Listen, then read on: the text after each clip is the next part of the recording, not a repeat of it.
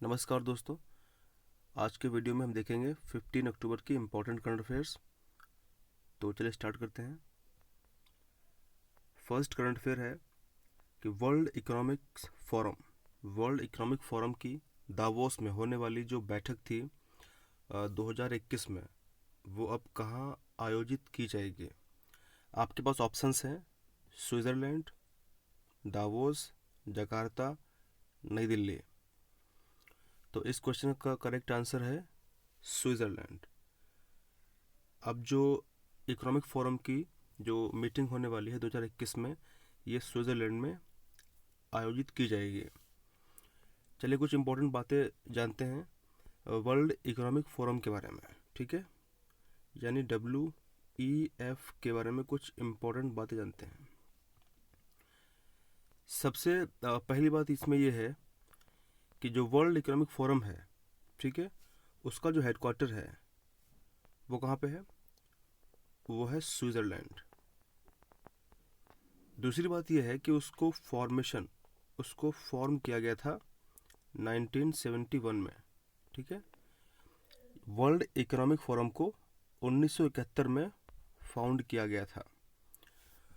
अब बात करते हैं कि वर्ल्ड इकोनॉमिक फोरम कौन कौन से इम्पोर्टेंट मेजर रिपोर्ट्स को पब्लिश करता है। यहाँ से क्वेश्चंस लगातार एग्जाम में आते रहते हैं कि कौन कौन सी रिपोर्ट्स वर्ल्ड इकोनॉमिक फोरम द्वारा पब्लिश की जाती हैं।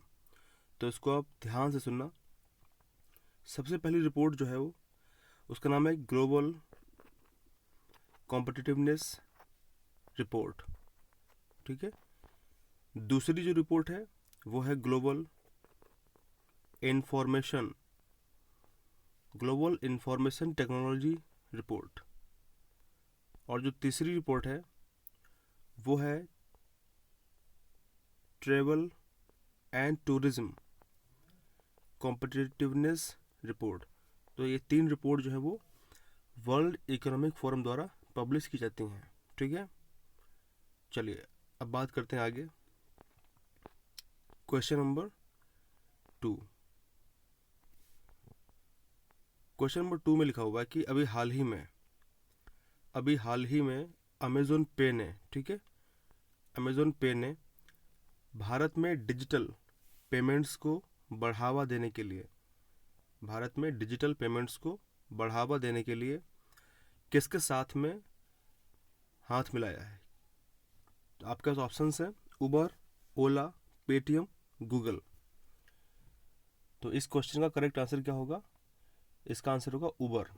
अभी हाल ही में अमेज़न पे ने उबर के साथ में, ठीक है, उबर के साथ में हाथ मिलाया है, जिससे भारत में डिजिटल पेमेंट्स को बढ़ावा मिलेगा। चलिए कुछ इम्पोर्टेंट बातें जानते हैं उबर के बारे में।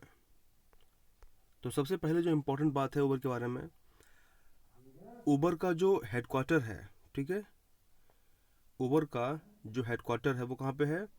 वो है सैन फ्रांसिस्को कैलिफोर्निया, यूएस में। कहाँ पे है? सैन फ्रांसिस्को कैलिफोर्निया, यूएस में। इसको फाउंड किया गया था 2009 में, ठीक है।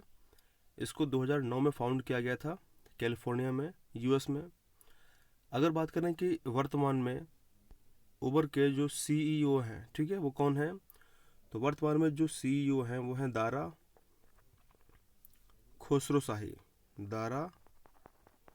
खोसरो शाही वर्तमान में उबर के सीईओ हैं, ठीक है। चलिए अब आप सभी जानते हैं कि उबर की कई सारी सब्सिडरीज हैं, ठीक है, कई सारी सहायक कंपनी, जैसे उबर ईट। कौन कौन सी है? जैसे उबर ईट है, उसके अलावा पोस्टमेट्स है, ऑटो है, ऐसी कई सारी कंपनीज हैं उबर की। चलिए अब हम बात करते हैं कुछ इंपॉर्टेंट बातें पेटीएम के बारे में, ठीक है। पेटीएम, देखिए पेटीएम जो है, पेटीएम की अगर बात करें तो पेटीएम को फाउंड किसने किया था? पेटीएम को फाउंड, यहाँ से क्वेश्चन एग्जाम में बन सकता है, क्योंकि पेटीएम का संबंध इंडिया से है। तो ऐसी कंपनीज या ऐसी कोई भी बड़ी एजेंसी जो इंडिया से संपर्क करती है, तो उसका आना एग्ज़ाम में ज़्यादा चांस रहते हैं। तो पेटीएम की बात करें, पेटीएम के जो फाउंडर हैं वो हैं विजय। कौन है? विजय शेखर, पेटीएम के फाउंडर हैं, ठीक है। पेटीएम को फाउंड कहाँ किया गया था? पेटीएम को 2010 में नोएडा में फाउंड किया गया था। नोएडा कहाँ पे है? नोएडा इंडिया में है, उत्तर प्रदेश में, ठीक है। और इसके जो सीईओ हैं, पेटीएम के सीईओ, वो हैं विजय शेखर। चलिए, इसका हेडक्वार्टर कहाँ पे है? पेटीएम का हेडक्वार्टर भी नोएडा में है। चलिए, अब बात करते हैं, एक क्वेश्चन यहाँ से काफ़ी बार पूछा गया है, काफ़ी इंपॉर्टेंट क्वेश्चन है जो हमेशा आ सकता है अन्य परीक्षाओं में भी। वो ये है कि पेटीएम की जो पेरेंट कंपनी थी वो कौन सी थी? तो पेटीएम की जो पेरेंट संस्था थी वो थी 197 कम्युनिकेशन। क्या थी? 197 कम्युनिकेशन। चलिए, अब बात करते हैं हम गूगल की बात करते हैं कि गूगल के बारे में समझते हैं कुछ इंपॉर्टेंट पॉइंट्स। ये पॉइंट्स एग्जाम में डायरेक्टली आ सकते हैं, तो आप इनको प्रिपेयर करते रहिएगा, ठीक है। चलिए, स्टार्ट करते हैं। सबसे पहली बात यह है कि गूगल के सीईओ कौन है? तो सभी को पता है कि गूगल के जो सीईओ हैं वो हैं सुंदर पिचई। कौन है? सुंदर पिचई, जो भारतीय मूल के हैं। अगर बात करें कि गूगल को फाउंड कब किया गया था, तो गूगल को फाउंड किया गया था 4 सितंबर 1988 में, ठीक है। 4 सितंबर 1988 में कैलिफोर्निया, यूएस में इसको फाउंड किया गया था। अब बात करते हैं कि एक बहुत ही इंपॉर्टेंट क्वेश्चन ये है कि इसका गूगल का जो हेडक्वार्टर है वो कहाँ पे है? तो वो कैलिफोर्निया, यूएस में है। उसके अलावा एक क्वेश्चन यहाँ से आता है कि गूगल की पेरेंट संस्था कौन सी थी? गूगल की पेरेंट संस्था क्या थी? तो गूगल की जो पेरेंट संस्था थी वो थी अल्फ़ाबेट। क्या थी? अल्फ़ाबेट गूगल की पेरेंट संस्था थी, ठीक है। चलिए, अब बात करते हैं गूगल के फाउंडर कौन है, गूगल को किसने फाउंड किया है। तो गूगल को फाउंड किया है, सभी को पता है, कई बार क्वेश्चन यहाँ से एग्जाम में पूछा गया डायरेक्टली। इसको फाउंड किया है Larry page and Sergey Brin. तो अगर आपसे पूछे कि गूगल को किसने फाउंड किया है, तो लैरी पेज और सर्जी ब्रिन ने इसको फाउंड किया है। अगर हम बात करें कि गूगल की कौन कौन सी सब्सिडरीज हैं, यानी गूगल की कौन कौन सी सहायक कंपनियां हैं, तो जैसा हम जानते हैं कि आप लोग वीडियो किस पे देख रहे हैं? आप लोग वीडियो देख रहे हैं यूट्यूब प्लेटफॉर्म पे। तो यूट्यूब जो प्लेटफॉर्म है वो किसकी सब्सिडरी है? वो सब्सिडरी गूगल की है। और दुनिया में सेकंड जो है वो सर्च इंजन भी यूट्यूब है। फर्स्ट तो सबको पता है गूगल है। उसके अलावा फाइबर बेस भी गूगल की सब्सिडरी है, और डायलॉग फ्लो, ठीक है, क्या कौन सी? डायलॉग फ्लो भी गूगल की सब्सिडरी कंपनी है। तो ये कुछ इंपॉर्टेंट हैं। मैंने इस वीडियो में ओला के बारे में बात नहीं की, क्योंकि ओला के बारे में आप लोग कमेंट में ज़रूर बताइएगा कि ओला के सीईओ कौन है और ओला का हेडक्वार्टर कहाँ पर है, ठीक है। चलिए, बात करते हैं क्वेश्चन नंबर 3। क्वेश्चन नंबर 3 में लिखा हुआ है कि अभी हाल ही में फाइनेंशियल एक्शन टास्क फोर्स, काफ़ी इंपॉर्टेंट क्वेश्चन है, और फाइनेंशियल एक्शन टास्क फोर्स जो है इसके संबंध में यूपीएससी में क्वेश्चंस आने के चांस ज़्यादा हैं, ठीक है, एसएससी या फिर अदर क्वेश्चंस अदर एग्जाम के कंपेयर में। तो अभी हाल ही में फाइनेंशियल एक्शन टास्क फोर्स यानी FATF एशिया पैसिफिक ग्रुप ने, ठीक है, किसने? एशिया पैसिफिक ग्रुप ने पाकिस्तान को किस सूची में डाला है? तो आपके ऑप्शंस हैं इन्हेंस्ड फॉलोअप, दूसरा रेगुलर फॉलोअप, तीसरा दोनों सही, या इनमें से कोई नहीं। तो इसका जो करेक्ट आंसर है वो है इन्हेंस्ड फॉलोअप। अभी हाल ही में फाइनेंशियल एक्शन टास्क फोर्स ने, एशिया पैसिफिक ग्रुप ने पाकिस्तान को फॉलोअप ग्रुप में डाला है। जैसा हम जानते हैं कि पाकिस्तान जो है वो लगातार ग्रे लिस्ट में बना हुआ है, ठीक है।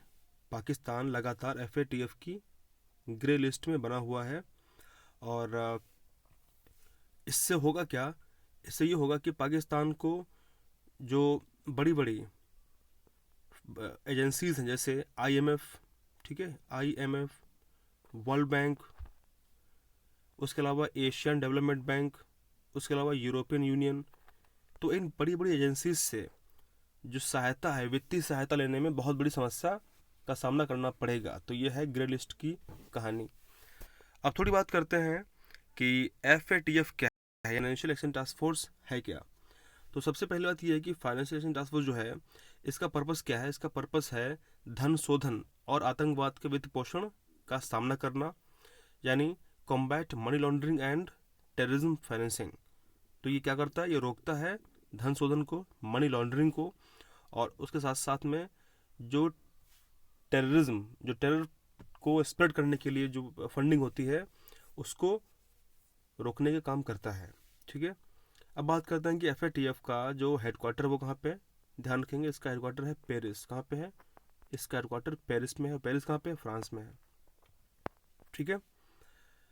अगर हम बात करें कि इसके जो वर्तमान में FATF के वर्तमान में प्रेसिडेंट कौन है, इसके प्रेसिडेंट हैं मार्कस प्लेयर। मार्कस प्लेयर इसके वर्तमान में अध्यक्ष हैं। इसको फाउंड कैसे किया गया था। इसके जो फाउंडर हैं वो हैं ग्रुप ऑफ 7। ठीक है, ग्रुप ऑफ 7। अब आप लोग बताइएगा कि ग्रुप ऑफ 7 का मतलब क्या है, व्हाट इज ग्रुप ऑफ 7। और इसको फाउंड कब किया गया था, इसको फाउंड किया गया था 1989 में, उसको फाउंड किया गया था। इसके मेंबर हैं अभी 39। ठीक है। तो ये कुछ इंपॉर्टेंट बातें थी FATF के बारे में। क्वेश्चन नंबर 4 की बात करते हैं। क्वेश्चन 4 में लिखा हुआ है कि अभी हाल ही में मोदी जी ने किसकी आत्मकथा का विमोचन किया। ठीक है। तो इसका जो करेक्ट आंसर है वह क्या होगा, आपके पास ऑप्शंस हैं। डॉक्टर बाला साहेब विखे पाटिल, दूसरा है प्रतिभा देवी पाटिल, तीसरा अटल बिहारी वाजपेयी, और चौथा है राम मनोहर लोहिया। तो इसका जो करेक्ट आंसर वो है पहला डी, या सॉरी ए, क्या है, डॉक्टर बाला साहेब विखे पाटिल। देखिए डॉक्टर बाला साहेब विखे पाटिल की जो आत्मकथा है उसका शीर्षक, टाइटल क्या था, उसका टाइटल था देह विचवा करणी। ठीक है, उसका टाइटल था देह विचवा करणी, जिसका मतलब क्या होता है, जिसका अर्थ होता है कि अपना जीवन किसी नेक काम के लिए समर्पित कर देना। ये इसका मीनिंग होता है कि अपना जीवन जो है वो किसी नेक काम के लिए समर्पित कर देना। चलिए अब बात करते हैं क्वेश्चन नंबर 5। अब क्वेश्चन 5 जो है वो इकोनॉमिक से है, करंट अफेयर, और काफ़ी इंपॉर्टेंट भी है। इसमें लिखा हुआ है कि अभी हाल में IMF यानी इंटरनेशनल मॉनेटरी फंड ने चालू वित्त वर्ष में भारत की GDP -4.5% से बढ़ाकर कितने प्रतिशत नेगेटिव रहने का अनुमान जताया है। तो आपके पास ऑप्शंस हैं A -10.3%, B -11.3%, C -8.3%, D -7.3%। तो इसका जो करेक्ट आंसर है वो है A, यानी -10.3% जो है उसका अनुमान जताया है। अब समझते हैं कि IMF क्या है, what is IMF, international monetary fund क्या है। देखिए IMF जो है वो अंतर्राष्ट्रीय मुद्रा कोष है, एक इंटरनेशनल यानी अंतर्राष्ट्रीय संगठन है जो वैश्विक आर्थिक विकास और वित्तीय स्थिरता को बढ़ावा देता है, अंतर्राष्ट्रीय व्यापार को प्रोत्साहित करता है और गरीबी को कम करने का प्रयास करता है। तो ये है हमारा IMF। अब बात करते हैं कि IMF की वर्तमान में MD कौन है। MD का मतलब होता है मैनेजिंग डायरेक्टर कौन है। तो काफ़ी बार क्वेश्चन यहाँ से पूछा गया है। तो इसका करेक्ट आंसर है क्रिस्टलिना, क्या है, क्रिस्टलिना जियोर्जीवा। क्या है, जियोर्जीवा। आप ध्यान रखेंगे इसके जो MD वो है कौन है, वो है क्रिस्टलिना जियोर्जीवा। और इसके जो CEO हैं, सॉरी इसके जो चीफ इकोनॉमिस्ट हैं, यानी IMF के जो चीफ इकोनॉमिस्ट हैं वो कौन है, वो महिला हैं भारतीय मूल की, गीता गोपीनाथ। अभी पिछले साल काफ़ी ज़्यादा न्यूज़ में रही थी ये, तो आपको पता होगा, chief economist of IMF Gita Gopinath. और IMF के हेडक्वार्टर कहाँ पे है, IMF का जो हेडक्वार्टर है वो है वाशिंगटन डीसी। कहाँ पे है, ध्यान रखेंगे आप, काफ़ी इंपॉर्टेंट है, यहाँ से क्वेश्चन आ सकता है कि IMF का हेडक्वार्टर कहाँ पे है, वाशिंगटन डीसी में इसका मुख्यालय है, ठीक है। और इसकी जो इसमें कितने मेंबर्स वर्तमान में हैं, इसमें वर्तमान में मेंबर्स की संख्या है 189, ठीक है, 189। चलिए बात करते हैं क्वेश्चन नंबर 6। क्वेश्चन 6 काफ़ी इंपॉर्टेंट है, जैसा आपको दिखाई दे रहा होगा ये क्वेश्चंस UPSC में आते हैं, इस टाइप के क्वेश्चंस, और हो सकता हो कि आपके SSC NTPC में यहाँ से कोई स्टेटमेंट उठा के क्वेश्चन पूछ ले, ठीक है। तो इसको आप ध्यान से पढ़िएगा। इसमें लिखा हुआ है कि एक्वापोनिक्स, ठीक है, एक्वापोनिक्स के संदर्भ में निम्न कथनों पर विचार कीजिए। तो जो कथन आपके सामने दिए गए हैं वो कौन कौन से हैं, आइए उनको पढ़ते हैं शांतिपूर्वक। इसमें लिखा है कि एक्वापोनिक्स एक उभरती हुई टेक्नोलॉजी है, तकनीक है, जिसमें मछलियों के साथ साथ, ध्यान रहे, मछलियों के साथ साथ पौधों को एकीकृत तरीके से उगाया जाता है, ठीक है। ऑप्शन नंबर 2, मछली का अवशिष्ट पौधे, क्योंकि मछली अगर रहेंगी किसी एक टैंक में तो उसमें वेस्ट तो प्रोड्यूस करेंगी ना, तो वो वेस्ट जो है मछली का जो अवशिष्ट है, वेस्ट है, वो क्या करता है, बढ़ते पौधों के लिए उर्वरक प्रदान करता है। पौधे पोषक तत्वों को अवशोषित कर लेते हैं और पानी को फिल्टर करते हैं। जो थर्ड ऑप्शन है वो है, इस फिल्टर किए गए पानी का उपयोग मछली टैंक को फिर से भरने के लिए किया जाता है। यह एक पर्यावरण अनुकूल तकनीक है। तो इस क्वेश्चन का जो करेक्ट आंसर है वो क्या है, वो तीनों, यानी तीनों ऑप्शन सही हैं, ठीक है।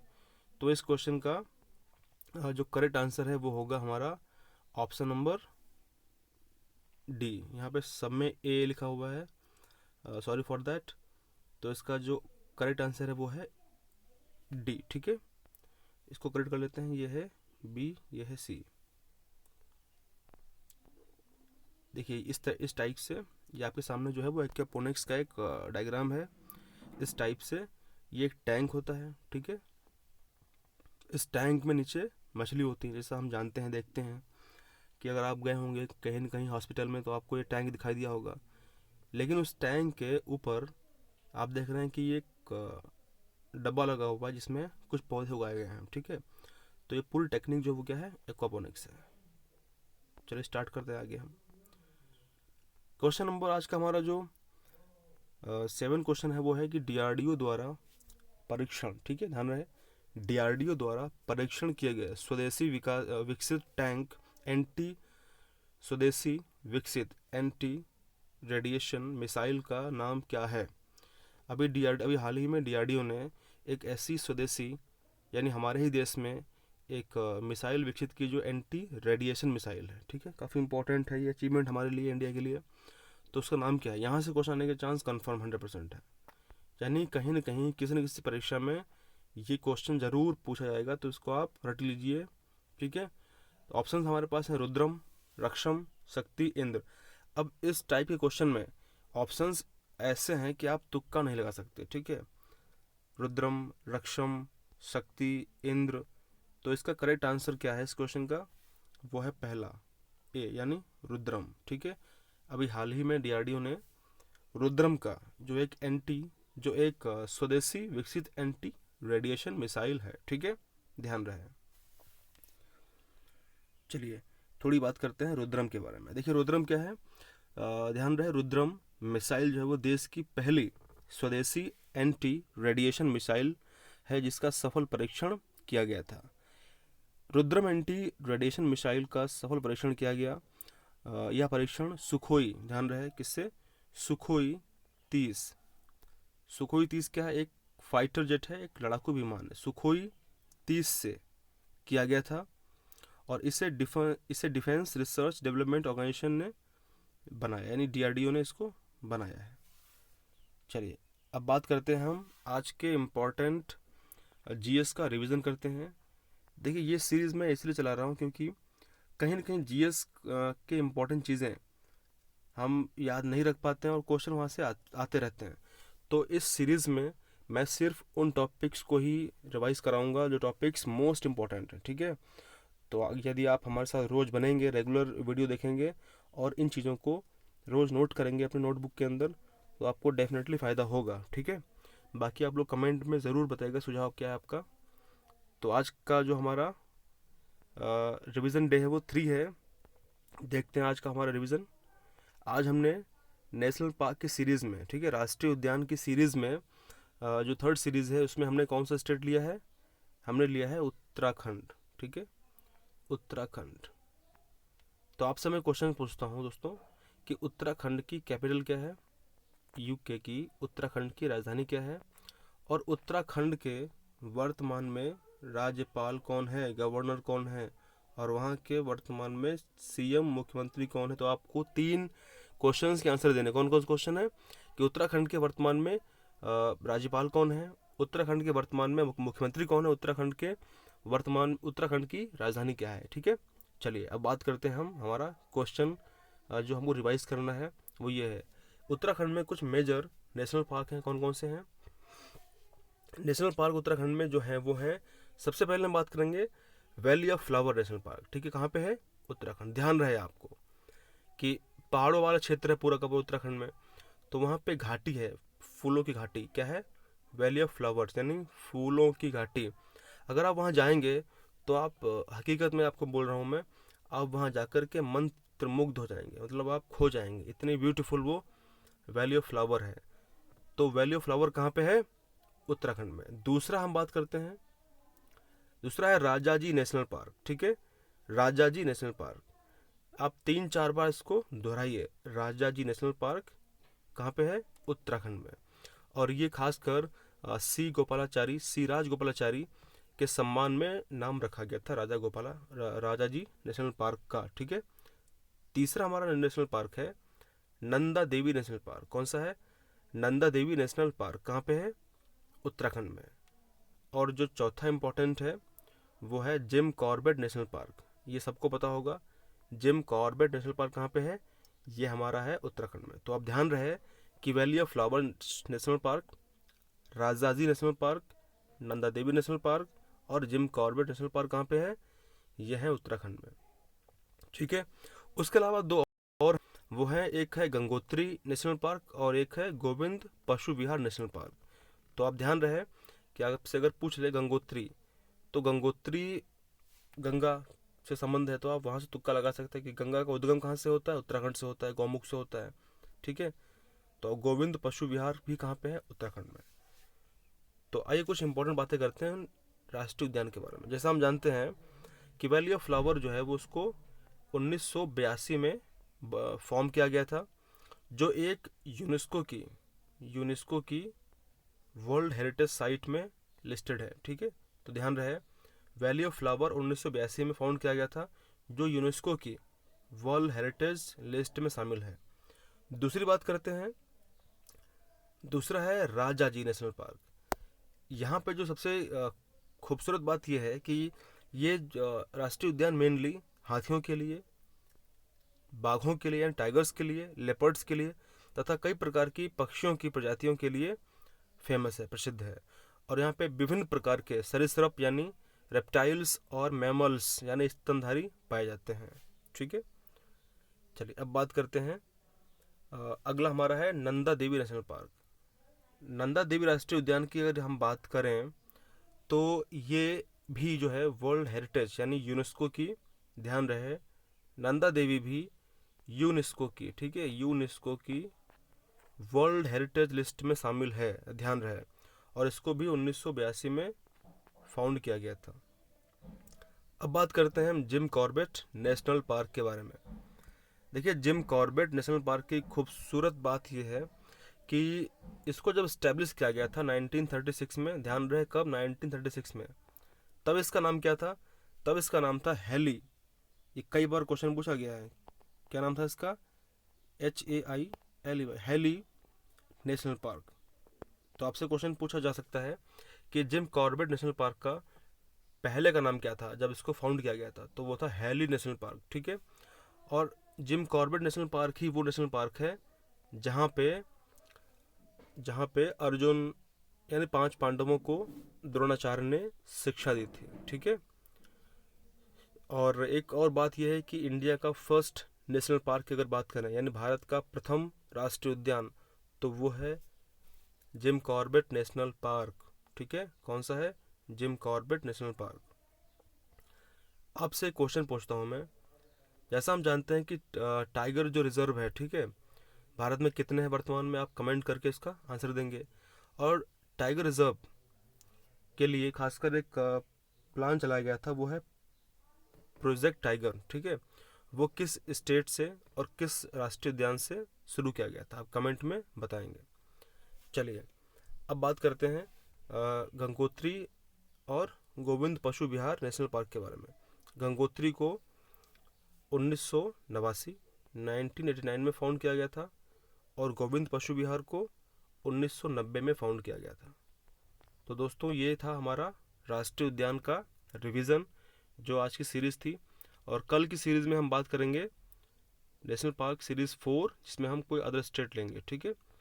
और आज का हमारा जो दूसरा जीएस का रिवीजन है, बहुत इंपॉर्टेंट है, ये हिस्ट्री के लिए बहुत इंपॉर्टेंट है, ठीक है। तो मैं चाहूँगा कि आप इसको ध्यान से देखें। हिस्ट्री में हमारे कुछ दर्शन है जिसको हम बोलते हैं षड दर्शन, यानी 6 दर्शन, ठीक है। यहाँ से क्वेश्चन डायरेक्टली पूछे जाते हैं, क्वेश्चन यूपीएससी में मैच द फॉलोइंग करके पूछे जाते हैं। उसके अलावा एसएससी में या एनटीपीसी में तथा अन्य एग्जाम में यहाँ से क्वेश्चंस आ जाते हैं कि किस दर्शन को किसने फाउंड किया, उसके प्रचारक कौन थे। तो यहाँ पे हम बात करेंगे सबसे पहले सांख्य दर्शन के बारे में, ठीक है। सांख्य दर्शन के कौन प्रचारक हैं? कपिल मुनि। ध्यान रहे, सांख्य के कौन प्रचारक हैं? कपिल मुनि। उसके बाद हमारा है योग दर्शन, सबको पता होगा पतंजलि हैं, ये नहीं कोई भूलेगा, ठीक है। सांख्य के कौन है? कपिल हैं। और योग के कौन है? योग के हैं पतंजलि, ध्यान रहे।